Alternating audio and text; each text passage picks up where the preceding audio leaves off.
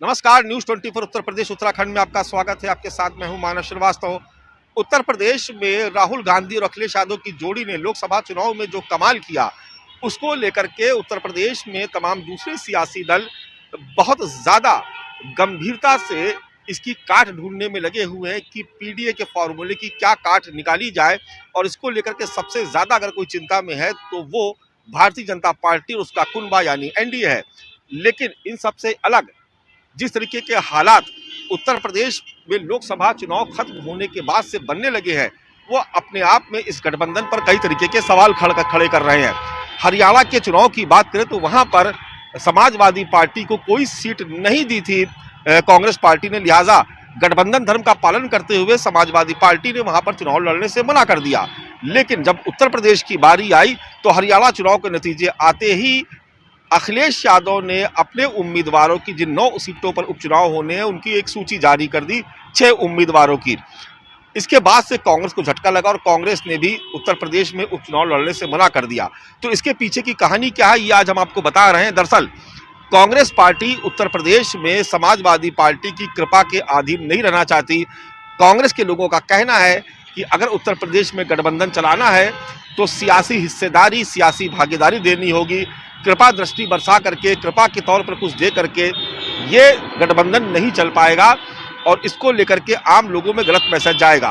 दरअसल जिस वक्त कांग्रेस पार्टी उत्तर प्रदेश में 9 में से 5 सीटों की मांग कर रही थी, पहले 10 में से 5 मांग रही थी, चूंकि मिल्कीपुर सीट में भी चुनाव नहीं हो रहे, लिहाजा 4 सीटों की डिमांड हो रही थी। उसमें खास तौर से फूलपुर की सीट थी। फूलपुर की सीट पर समाजवादी पार्टी ने अपना उम्मीदवार उतार दिया। हालांकि जब आखिरी वक्त में अखिलेश यादव ने संकेत दिए कि फूलपुर से वो अपना प्रत्याशी वापस ले लेंगे, लेकिन जब तक ऐलान होता तब तक उनके प्रत्याशी मुस्तफा सिद्दीकी ने वहां पर जाकर के अपना नामांकन दाखिल कर दिया। ऐसे में कांग्रेस को बड़ा झटका लगा और कांग्रेस के रणनीतिकार ये सोचने लगे कि अगर यही हालात बने रहे और इन हालातों में वो चुनाव लड़ते हैं तो उत्तर प्रदेश में आम मतदाताओं को, आम आवाम को ये संदेश जाएगा कि कांग्रेस उत्तर प्रदेश में अगर उसकी कोई हैसियत है तो वो समाजवादी पार्टी की वजह से है, कांग्रेस का खुद में कोई वजूद नहीं। लिहाजा उत्तर प्रदेश के अध्यक्ष चाहे अजय राय रहे हो या अविनाश पांडे जो यूपी के प्रभारी या तमाम दूसरे बड़े नेता, उन्होंने हाईकमान के सामने इस बात को रखा कि अगर उत्तर प्रदेश में अगर कांग्रेस को खड़ा करना है, पुनर्जीवित करना है तो किसी की कृपा के अधीन नहीं, गठबंधन है तो सियासी धर्म का पालन करना होगा। और बगैर किसी सलाह मशवरा के जिस तरीके से अखिलेश यादव ने सूची जारी की, निश्चित तौर पर यह कांग्रेस की अस्मिता को ठेस पहुंचाने वाला है, कांग्रेस के संगठन के कार्यकर्ताओं को हतोत्साहित करने वाला है और मतदाताओं में इसका गलत संदेश जाएगा।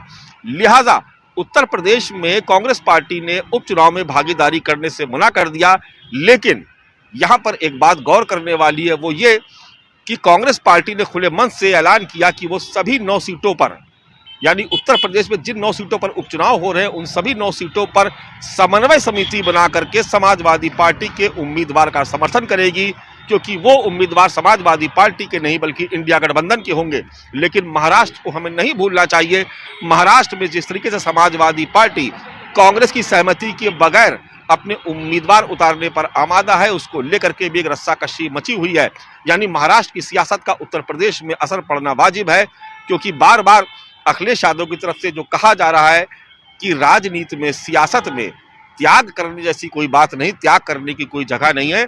यहाँ पर सारा खेल गुणागणित का है, यानी जिसका संगठन मजबूत होगा, जिसके पास वोट बैंक की ताकत होगी, दरअसल वही सियासत करेगा और वही चुनाव जीत करके आएगा। ऐसे में उत्तर प्रदेश में आने वाले उपचुनाव के बाद 2027 को लेकर के क्या हालात बनेंगे, इसको लेकर के भी एक बड़ा संशय हो रहा है, क्योंकि पीडीए के खिलाफ पीडीएम का भी एक मोर्चा खड़ा हुआ है जिसमें असदुद्दीन ओवैसी और पल्लवी पटेल है। तीसरे कोण पर मायावती जो अकेले चुनाव लड़ने की बात कह रही है और इस उपचुनाव में वो भी पूरी दमखम से उतर रही हैं। ऐसे में उत्तर प्रदेश में 3 कोण पहले से ही तैयार है, यानी एक मायावती का, एक पीडीएम जिसमें ओवैसी और पल्लवी पटेल है, तीसरा खुद भारतीय जनता पार्टी, उसका एनडीए का कुनबा।